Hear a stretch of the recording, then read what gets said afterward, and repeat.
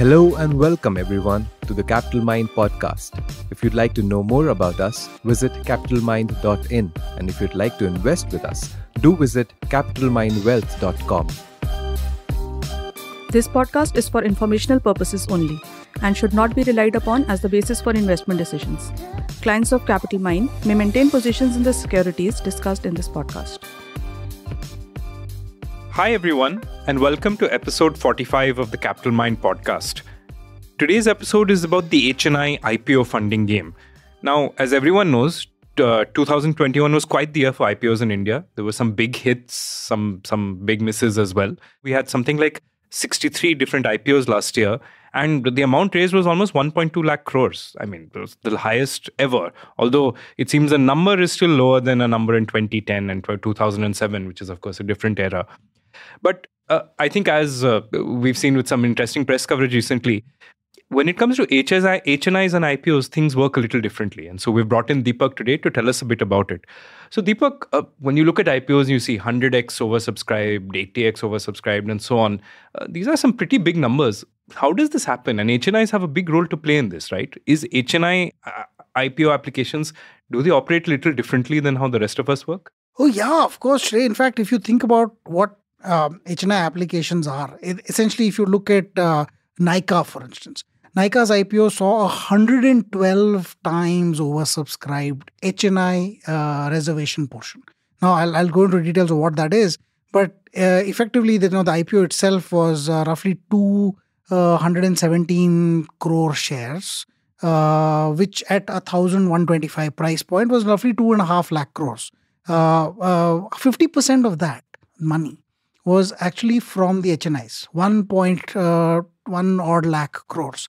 Now, do HNIs actually have that kind of money to invest into a cosmetics company? And 1.3 lakh crores is a lot. I mean, it's like probably, 25% of India's personal taxes in the country. So really, do they have that much money to spend on one IPO? The answer is no. And we have to understand for this, the IPO process itself. The IPO process has a reservation for different categories. So if you have a qualified institutional buyer, mutual funds, foreign institutions, governments of other countries, they have about 50% reservation in the IPO. And the remaining 50% is divided between a retail investor, who is a person who puts less than 2 lakh rupees worth of shares, and then a non-institutional investor, typically what we call an HNI. This is 15%. So if a IPO for Nykaa, for instance, was about 5,300 crores, 800 crores was reserved for HNIs. Sounds good, sounds extremely exciting. But what happened here is the retail applications that are in an IPO, they go through what is called I want to serve the largest number of customers kind of allotment process. So if a lot of people apply for an IPO, they first try to say, listen, I'll give you what you need. Oh, well, you know what? There are too many applications. Then let me try at least to give every single investor one lot. And one lot is roughly 15,000 rupees. So they'll say, okay, one lot of 15,000 rupees, can I give everybody? If I can, then I'll try and work an arrangement for the remaining. If I can't even give everybody one lot, there's so many applicants and I can't even give one lot to an application, then I will do what is called a lottery system, where I'll say, okay, you know what, everybody who applies, I'm going to choose randomly, and the first N applications where all those N people get one lot each, and that suffices the 35% reservation, is effectively your retailer subscription. And that's it. Then, so some people just walk away completely unlucky. Yes, and that's why people feel very proud that they had invested. They have got something worth 15,000 rupees, even though they are worth probably many, many times that, because just getting that 15,000 rupee allocation is a win of some. And I guess in Nykaa's case, the 15,000 becomes 30, so you feel pretty good about it. Yeah, you feel, it'll buy you maybe, I don't know. Something good. 1/10 of an iPhone. I don't know. But, depending on what an iPhone is nowadays. The interesting piece about HNIs is it follows a completely different process. So the 15% allocation for HNIs goes like this. Apply as much as you want. If you have a 100x oversubscription on the HNI portion alone, that means 15% has been subscribed by 100x, then everybody gets 1% of whatever they had subscribed to. So this is called a proportionate allocation. So if you apply for 1 crore, because you have to apply for more than 2 lakhs, so you probably 1 crore, you'll get 1 lakh rupee worth of shares. If you apply for 2 crores, you'll get 2 lakhs rupees worth of shares, and so on. Now, the whole IPO process takes just 4 days nowadays. So in the sense of, there are 3 days for the actual IPO, and after the IPO ends, there are 4 days to get your allocations. Which means after the end of the IPO, they say, oh, how many people have applied? We'll do this formula thing. And you'll allocate the shares to these individual investors based on, how much they've applied, the proportionate allocation and so on. This is very interesting from the perspective of the HNIs, because you think that they've put in this 110,000 crores, but they actually have not. So these 4 days is very interesting. The interest for instance, there's a 110,000 crore investment for 4 days. Who makes the interest for those 4 days? It's a significant amount in crores. Surely the HNI, it's their money. Yeah. So the interesting thing is, earlier what used to happen, and this is before 2000, I don't know, 2010, 11, 15, some time like that. Earlier you used to give your money to the merchant bankers. They would actually take the money and then give it back to you. If it was not allocated, the remaining money would be given back to you after 4, 10, 15, whatever days. Now, because they were earning money on this float, SEBI said this is not a good thing. They introduced something called ASPA. The ASPA concept is application supported by blocked amount. So you have the money in your savings bank account. They block it in the bank account. So you can't take that money out for any other purpose. And then that money is now kept in abeyance for 4 days. You earn interest on that money for 4 days. But if, for instance, you have 1 lakh rupees in the ASBA account and only 15,000 rupees was taken because you got only one lot, then 85,000 is unblocked, 15,000 is taken out, and you get shares worth 15,000 rupees. You don't lose any interest for those days that you're investing. Even then, do HNIs have 110,000 crores to put into a cosmetics company? That means even if they had it in their bank account, that means that much money is there. And they wanted to block it for this one purpose. Yeah. For this one purpose, yes. But I think that statement would be true if, everything in this country was fair and clean and all that stuff. But it's not. So there is a modus operandi, an MO for this whole thing. The money is only locked in for 4 days. You also know, for instance, on the last day of this IPO, because, the IPO status gets updated every hour, that something is getting 100x oversubscribed. Now you're looking at this and saying, boss, 100x means if I apply for 1 crore, I will get 1 lakh rupee worth of shares. Can I borrow because I want to and I'm an HNI? Can I borrow 100 crores? So if I have 5 crores, I want to borrow 495 crores so that I can apply for 500 crores for 4 days. Now I temporarily borrow it, and it's blocked in my bank account. So, I can't misuse the money and all that. And then I'll pay the interest for those 4 days for just, let's say, a week or something like that. And then because there's so much demand for this IPO, I'll get 5 crore worth of shares. I'll return the money. And when it actually lists, which is about a week later, I'll actually use the time to pay back the interest on this loan. Now, the gains on the 5 crores you got, I guess, it can also help. Yes, it gains on the 5 crores. So how much should it go up? I'll give you an example of Nykaa again. So Nykaa's actually, it's a very simple calculation. So if I have to borrow, let's say today's borrowing rates are 10%. For a 495 crore loan, I will get the loan, I'll put it in my savings bank account. My savings bank account gives me, let us say, 3%. So my net interest cost is 7. Yeah. So if the 7 crore, so the 7% for 495 crores, this is, if for a 5-day period, if I add it up, it's about 48 lakh rupees, roughly 48 lakh rupees. So if I have 5 crores of Nykaa now, it has to go up by 48 lakhs just for me to be able to pay back the interest, which is just a 10% increase, right? So if it's a 100x oversubscribed issue, the price needs to go up only by 10% for me to have made enough money to return. If my oversubscription is lower, it's only 50x, you'll find that this number is only 5%. So it needs to go up by 10% because of the oversubscription amount. If I were to borrow this 500 crores and use it, and I'll get this 5 crore allocation, I can be fairly sure I'll get 5 crores because it's a proportionate allotment. The risk now of if Nykaa falls is on me. Whoever is funding me is no longer going to, he's going to say, listen, I want my 47 lakhs in interest. I don't care how you do it, but please find a way and give me 47 lakhs. Well, you're the HNI who just took 495 crores here. I'm sure you have 47 lakh, or you'd better have 47 lakh somewhere else, so right? they'll only give it to people who think they can at least pay the 45 lakhs. I guess one of the things that we have to also think about is who will even fund such a thing, right? Clearly, banks can't. Banks like Kotak Bank or HDFC Bank, they have a limit on funding such things to, I think, 20 lakhs or some. Because they don't like giving people 100x leverage? Actually, there's an RBI rule against. There's quotas of RBI. what you can do against securities and so on. It's not something that banks will do. So all such lending happens to NBFC. Now, Kotak Bank owns Kotak NBFC, which does something like this. There is Bajaj Finance. There is JM Financial. So what these NBFCs do is they also don't have 495 crores. Nobody has it lying around just like that.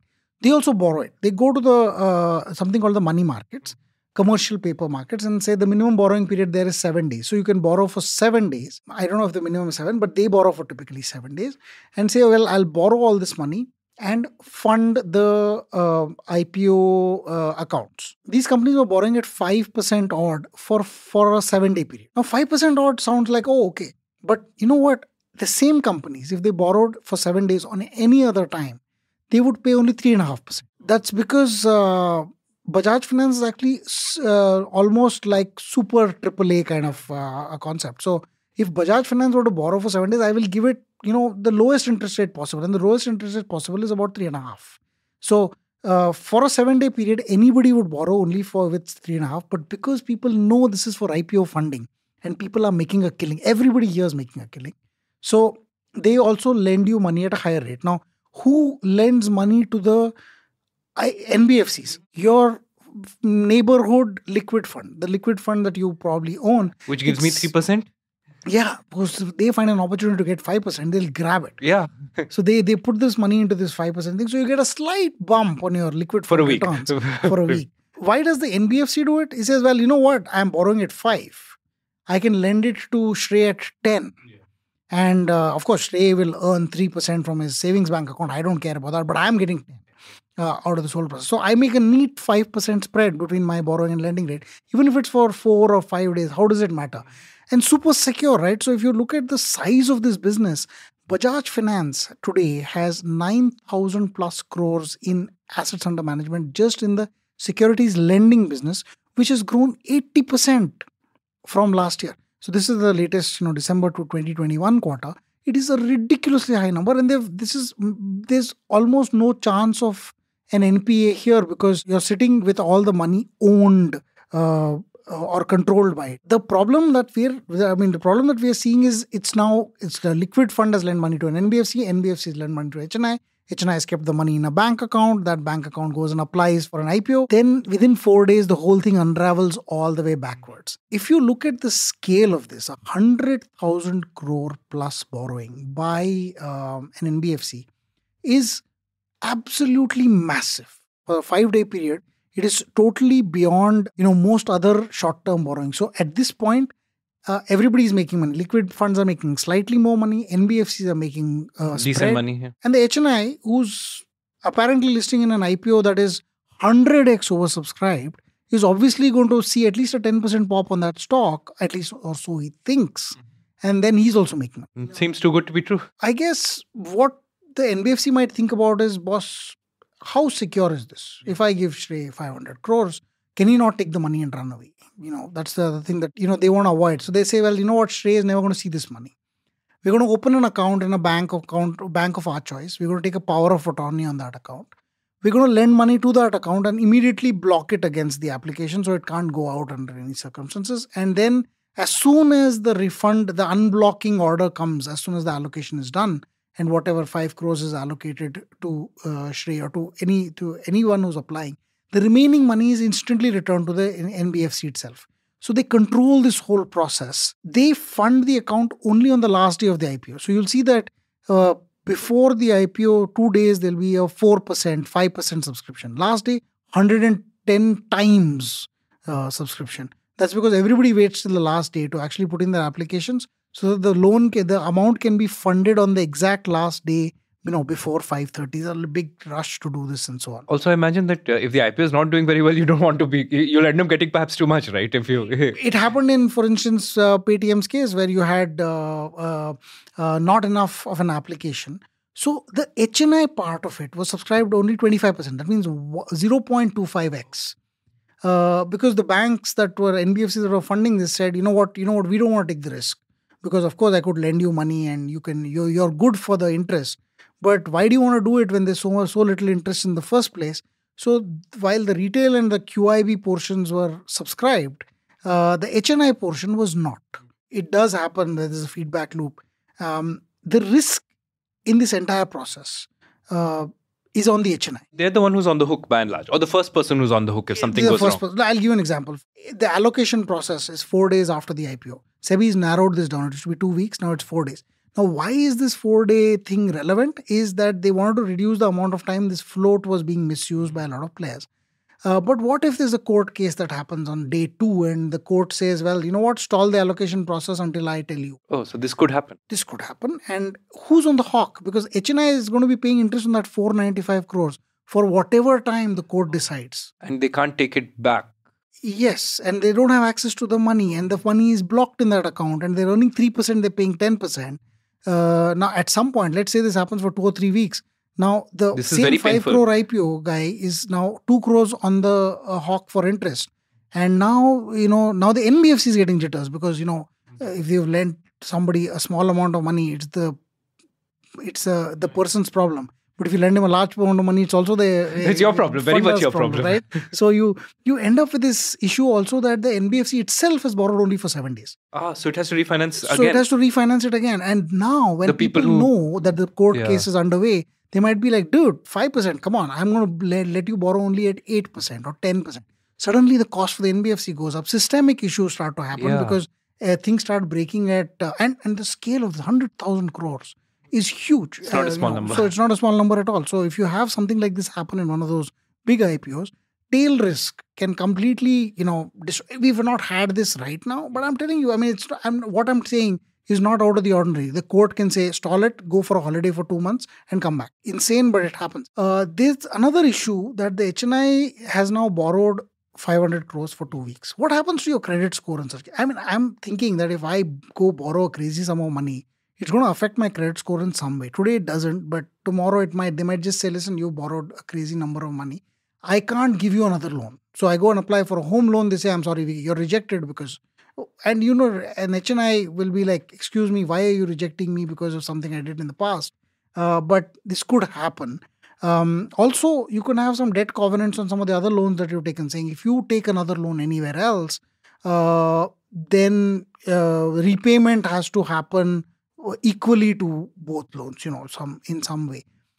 Not so much of this happens in the personal loan space. Most of these happen in corporate loans. But if people start to introduce these kind of debt covenants, then you have an issue because suddenly I can't repay a 495 crore loan unless I've paid back my home loan, which sounds like a little extreme as a position to take, but it may be legally allowed or legally valid. So these extreme situations, tail risk can happen. These could be quite devastating, as you pointed out, right? You could truly, it could be both a systemic risk or it could completely wipe out the HNI in question. And from an HNI, you become an I. Not even an I. Interesting. No net worth investor. So it could. No, but as you said, this has never happened. But this is how leverage is a little dangerous, and you need to think about it carefully. And what your upside is. But so, is this going to continue forever? Now that you've highlighted this risk, or? Well, I think, the smarter people in the world, the RBIs and the SEBIs of the world have already recognized that this is a problem. So we are going to say bye-bye to this from 2022 April, which means 2022 April 1 onwards, things change. Just 2 months from now. Just 2 months from now. So what's happened, actually, this is the reason why the Nykaa IPO funding got convoluted, because one of the big guys, which is Kotak NBFC, stopped funding because an RBI circular came around. This was roughly around the last few days of the IPO, where they started to say HNI funding for IPOs by NBFCs is limited to 1 crore per pack. And this came into effect right away, or this was like a guidance thing that this should be the thing? Yeah, it's going to be from April 1st, April 1st, 2022. So till then, have your fun, but after that. And they were like, let's get started on this early. So they were like, listen, if we do this and we make this a business, then it's going to be difficult to disentangle from it. Fair enough. So whatever commitments we've already done, we should do, or maybe withdraw from commitments where we can. But we're not going to do so much of this business going forward. Apart from that, it means also that, first limit of 1 crore per person. But SEBI came and changed the rules entirely. In a board meeting, of course, the final thing has to come in terms of the actual rules. There is a concept around what an HNI is, which is more than 2 lakh rupee applications. Now they've divided that into 2 parts. 2 to 10 lakhs is an HNI, a high net worth investor. They get, I think, 5% out of the 15% allocation for HNIs. Above 10 lakhs is an HNI, which is, or a VHNI, if you may call it that. They get 10% of the allocation. So the whole thing compresses somewhat more in terms of 2 more layers. But there's also something called a proportionate allocation change, which means in this HNI application, they will again try to optimize for the number of applicants and say the maximum number of people are going to be tried, they're going to try and satisfy those many people. Here, a lot may actually mean 2 lakh rupees, not the 15,000 rupees that's there for everybody else. It may be a 2 lakh rupee thing. Once everybody gets 2 lakhs at least, only then do we do more for others. This will actually change the whole concept of why do I need to do 500 crore funding if a guy who has a 1 crore funding can get as much from an application than in a sense, crores. your proportionate to your money power is eroded very significantly, and yes. Now only in some very rare circumstances will that work. And if I'm a lender, I'm going to look at this and say, why am I giving you 500 crores? There's no chance you'll get even that 5 crore allocation. You might get only 1 crore. So the guy who invested 10 crores may also get a 1 crore allocation. The guy who invested 500 crores may also get a 1 crore allocation. So because of that, people will try to now optimize for the number of applications rather than the amount per application. So 1 per family member or something like that. So if I have 10 crores, I'll actually do 2.5 crores per family member. If I have 4 in the house, I'll find friends to temporarily give money to give a higher application number. The same way it happens in the retail IPOs, where there are people who will actually pay you per application just to apply. And then many brokers may contact you for this, saying, I'll give you 250 rupees to just apply to the NIPCA application. Because if you're one more person, then the chances of me getting the lottery are higher if I have more tickets in the play compared to me having a larger ticket size. This will impact HNI applications. It will impact also something called a grey market premium. And the grey market premium is because people now bet on IPOs. There's a grey market that sits outside of the regular bourses. And there's not a market, but this is where people, like I said, this 250 rupees per application, the amount is negotiated based on how well they think the IPO will do. In a way, this GMP goes on through the IPO process. So they'll say the GMP for Nykaa is 500 rupees. That means 1,000 rupees share, but you pay 500 rupees more to get a semi-certain kind of allocation, right? So that's the grey market premium on a per share basis that people bet on. The GMP goes up because of the number of applications that are going in. The number of applications go up because the GMP is going up. So in a way, these things feed on each other. And this concept will go because no longer will the grey market premium perhaps get readjusted so much upwards and therefore there's a 100x application or 200x application. It may change somewhat. The grey market will never go away because Indians are a betting kind. The world is a betting kind. So therefore, it will keep going. But, this is where I think, the IPO frenzy will come down. Now, 1 crore per application, maximum leverage. HNIs get proportionate and don't get proportionate allotment. The grey market premiums may come down quite substantially. Will you stop seeing the 100x oversubscriptions as well then, perhaps? I think the 100x's may go away. Because you see, out of this 110, 120,000 crores that was applied for Nykaa, about 80 to 90, maybe 95,000 crores was funded. So that would essentially vanish now in this case. Yes. I mean, because you can't fund so many. You can't find so many. You would have to find 95,000 people that would qualify for a 1 crore loan each. I mean, the income tax department has barely found a little more of these people in comparison. In the first place. In the first place. So good luck in that So sense. good luck there, yeah. No, so in that sense, Deepak, what's the takeaway or the take home point from this? I mean, one thing that comes to mind is this was pretty absurd lending in the first place. I mean, so I mean, what do you think? I mean, in terms of advice or money making opportunities for Capital Mind customers, I think what you must be saying is tread carefully. Well, yeah, I mean, I think treading carefully is, of course, you see, one of the things that seems to have come around here is that there is a lot of over leverage borrowing. I mean, you're putting 1% down to get 99% funding. This insane borrowing is a systemically bad thing, even if it's for 4 days. RBI did well to curtail it. SEBI has done well now to control, some other parts of it. I think that systemic risk has more or less been controlled to a certain extent. For individuals, for an individual who's borrowing, now, of course, somebody else gives me 500 crores for nothing. They don't take any of my life as a security. Then why would I have a problem? But it's a crazy thing to buy because you expose yourself to the risk of extreme ruin, right? So because only if you're ruined does the NBFC start to hurt, because you'll have some covenants that say, well, I can take your house, I can take your this, I can take your that. And why as an HNI would you put that at risk? Where remember in the R Power example, our Reliance Power was a 10,000 or 11,000 crore IPO in 2008 January. Even that was 110 times oversubscribed, 190 times oversubscribed for the HNIs. They borrowed money and that time there was no ASBA, so they would actually transfer the money over. So again, this was one of those crazy times. Everybody thought it will double. But what really happened it opened 40% down, I think. It opened at 290 for a stock that was IPO'd at 450. They did a bonus issue because they had to please these people. But then by this time, the HNI has already lost money. Think of it. You're 30% down. And that time, the IPO period was 15 days, not just 1 or 2 days. So on 15 days of interest, and you didn't have this counterbalancing 3% interest. So you paid the full 10% for it. If you had done this 190x kind of thing, you would be exposed to extreme ruin. The same 47 lakhs for 5 crores would be interest, at that time interest rates were also higher, would be roughly 1.5 crores.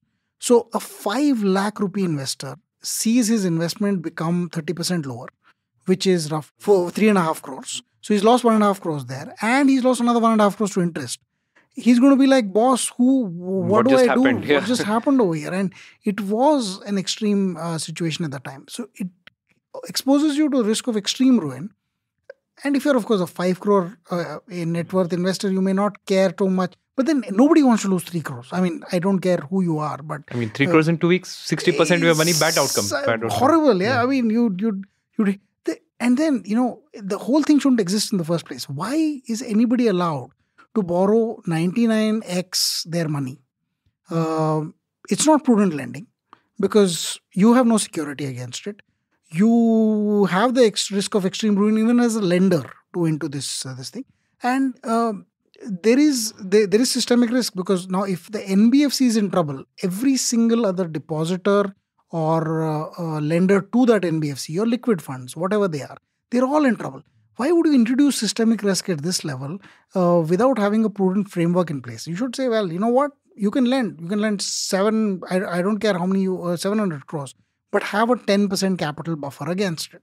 Or 15% capital buffer against such things. Then, suddenly all these things will stop. Say that, listen, for each IPO, I don't want to get your limits at the end of the month. I want it on a daily basis that you still need to meet these levels. So the IPO that's between 12th and 16th of a month may not even register as a extreme lending scenario because RBI's reports are on the 30th of every month. So you should create more prudent lending standards that say, well, you have to have a consistent framework, which, by the way, some of this is happening as we speak. And RBI is addressing it in the prudential lending standards. But I think overall, such insane leverage-based lending is a little insane. And we've talked about one of the other problems in the whole industry. We have a situation in, say, the NSE, where the whole futures market, which is effectively a leverage market based on margin, has a backup of maybe only 10x. That means for a 20,000 crore effective capital, people are betting on something which is worth 200,000 crores. And I find that bad. Why wouldn't I find a 99x leverage horrible? Yeah, I think, just putting on that, I think it's a good thing HNI IPO funding is coming to an end. And of course, we had to have the drama to go with it, with all the, phone calls and all of that stuff. But I'm just happy this will go behind us in a few months. Yeah, I think both as my first boss and you currently say this is like picking up pennies in front of the steamroller, right? It looks great until one day you look up and but in general, as you pointed out, I mean, as a societal thing, it doesn't make sense that we have introduced this chance of systemic risk just so that a few HNIs can get a higher allocation. This doesn't seem to be worth it as a trade-off for anyone, maybe except for the people who got lucky in that moment. Yeah, I think risk of ruin, always the problem with risks of ruin kind of trades is some people get extremely lucky. And we've seen this in cryptocurrency. We're seeing this in HNI IPO funding. I'm sure we'll see this in a bunch of others. I just hope that it doesn't happen to any of us. Well, thanks so much, Deepak. And so everyone, I think that's it for our show. Thanks so much for listening. If you've made it this far, please take note of the discount code CM Podcast for a 10% discount on a Capital Mind Premium membership. You can see more of our episodes at capitalmind.in/podcast. And while you're on our site, you can learn more about our do-it-yourself and fully managed portfolio management service at capitalmind.in. Deepak has a book out called Money Wise. It's available on Amazon and Flipkart or at shop.capitalmind.in if you want a personalized copy. And if you have any feedback, suggestions, or topics for our next episode, please send over an email to podcast@capitalmind.in. So thanks everyone, and thanks Deepak.